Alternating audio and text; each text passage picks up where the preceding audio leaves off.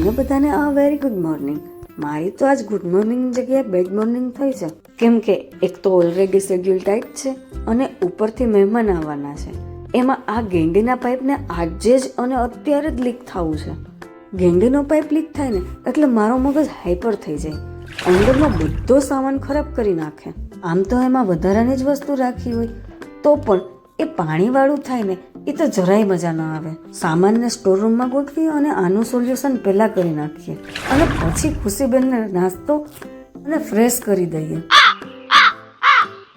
બાકી એનો મૂડ ખરાબ થતા પણ વાર નહીં લાગે. જ્યારે ભાગદોડ હોય ને ત્યારે જ કામ વધારે હોય.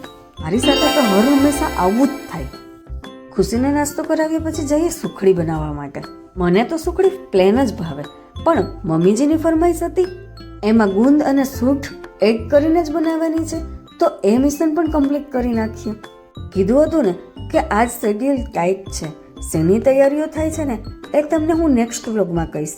ત્યાં સુધી like and subscribe. Tata, bye bye.